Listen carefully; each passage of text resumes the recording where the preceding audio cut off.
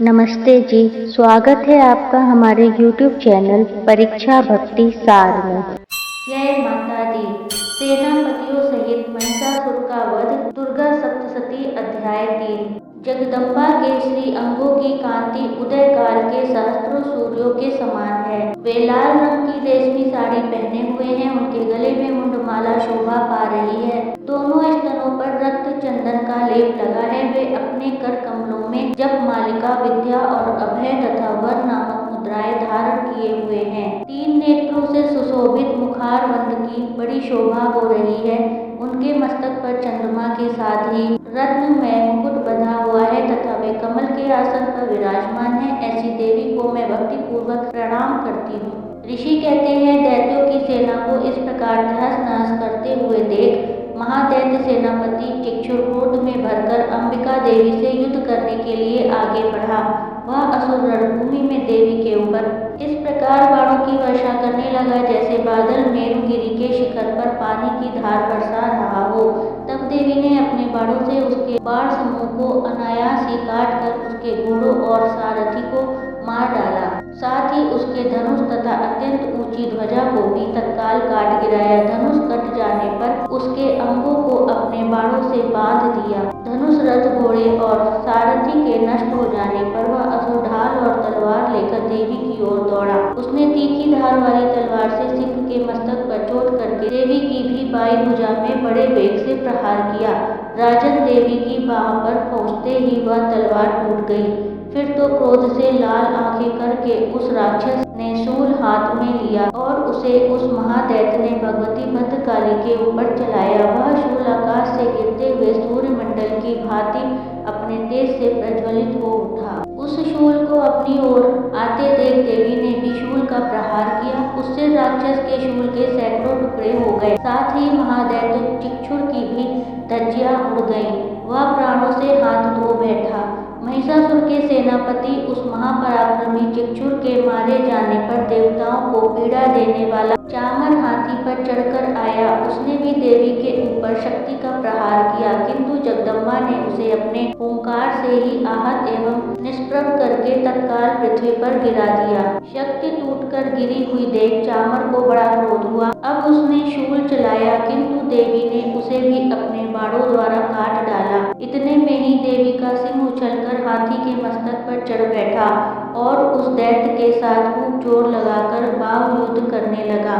वे दोनों लड़ते लड़ते हाथी से पृथ्वी पर आ गए और अत्यंत क्रोध में भरकर एक दूसरे पर बड़े भयंकर प्रहार करते हुए लड़ने लगे। तदंतर सिंह बड़े वेग से आकाश की ओर उछला और उधर से गिरते समय उसने पंजों की मार से चामर का सिर धड़ से अलग कर दिया। इसी प्रकार उदग्र भी शिला और वृक्ष आदि की मार खाकर रणभूमि में देवी के हाथ से मारा गया तथा कराल की दांतों, मुक्कों और थप्पड़ों की चोटों से धराशायी हो गया। क्रोध में भरी हुई देवी ने गदा की चोट से उद्धत का कचूमर निकाल डाला। भिंदीपाल से वाशकल को तथा बाणों से ताम्र और अंधक को मौत के घाट उतार दिया। 3 नेत्रों वाली परमेश्वरी ने त्रिशूल से उग्रास्य, उग्रवीर तथा महाहनु नामक दैत्य को मार डाला। तलवार की चोट से विडाल के मस्तक को धड़ से काट गिराया। दुर्धर और दुर्मुख इन दोनों को भी अपने बाणों से यमलोक भेज दिया। इस प्रकार अपनी सेना का संहार होता देख महिषासुर ने भैंसे का रूप धारण करके देवी के गढ़ों को त्रास देना आरंभ किया।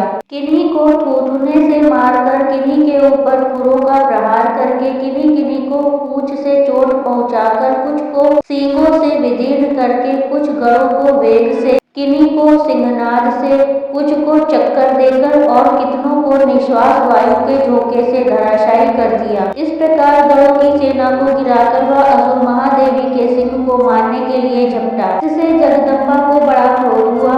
उधर महापराक्रमी महिषासुर भी क्रोध में भरकर धरती को खुरों से खोदने लगा तथा अपने सींगों से ऊंचे ऊंचे पर्वतों को उठाकर फेंकने और गर्जन लगा। उसके वेग से चक्कर देने के कारण पृथ्वी क्षुब्ध होकर फटने लगी। उसकी पूंछ से टकराकर समुद्र सब ओर से धरती को डुबोने लगा। हिलते हुए सींगों के आघात से विदीर्ण होकर बादलों के टुकड़े टुकड़े हो गए। उसके श्वास की प्रचंड वायु के वेग से उड़ गए। सैकड़ों पर्वत आकाश से गिरने लगे। इस प्रकार क्रोध में भरे हुए उस महादैत्य को अपनी ओर आते देख चंडिका ने उसका वध करने के लिए महान क्रोध किया। उन्होंने पाश फेंककर उस महान असुर को बांध लिया।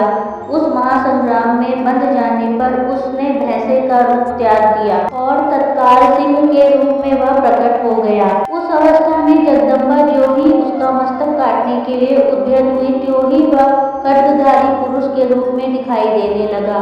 तब देवी ने तुरंत ही बाणों की वर्षा करके ढाल और तलवार के साथ उस पुरुष को बींध डाला। इतने में ही वह महान गजराज के रूप में परिणत हो गया। तब अपनी सूंड से देवी के विशाल सिंह को खींचने और गर्जन लगा। खींचते समय देवी ने तलवार से उसकी सूंड काट डाली। तब उस महादैत्य ने पुनः भैंसे का शरीर धारण कर लिया और पहले की ही भांति चराचर प्राणियों सहित तीनों लोगों को व्याकुल करने लगा। तब क्रोध में भरी हुई जगन्माता चंडिका बारंबार उत्तम मधु का पान करने और लाल आंखें करके हंसने लगी। उधर वह बल और पराक्रम के मद से उन्मत्त हुआ राक्षस गर्जन लगा और अपने सींगों से चंडी के ऊपर पर्वतों को फेंकने लगा। उस समय देवी अपने बाणों के समूहों से उसके फेंके हुए पर्वतों को चूर्ण करती हुई बोली। बोलते समय उनका मुख मधु के मद से लाल हो रहा था और वाणी लड़खड़ा रही थी। देवी ने कहा, ओ मूढ़, मैं जब तक मधु पीती हूँ तब तक तू क्षणभर के लिए खूब गर्ज ले। मेरे हाथ से यहीं तेरी मृत्यु हो जाने पर अब शीघ्र ही देवता भी गर्जना करेंगे। ऋषि कहते हैं, यो कहकर देवी उछली और उस महादैत्य के ऊपर चढ़ गईं। फिर अपने पैर से उसे दबाकर उन्होंने शूल से उसके कंठ में आघात किया। उनके पैर से दबा होने पर महिषासुर अभी आधे शरीर से ही वह बाहर निकलने पाया था कि देवी ने अपने प्रभाव से उसे रोक दिया।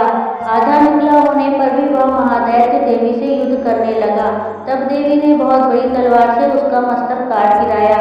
फिर तो हाहाकार करती हुई दैत्यों की सारी सेना भाग गई तथा संपूर्ण देवता अत्यंत प्रसन्न हो गए।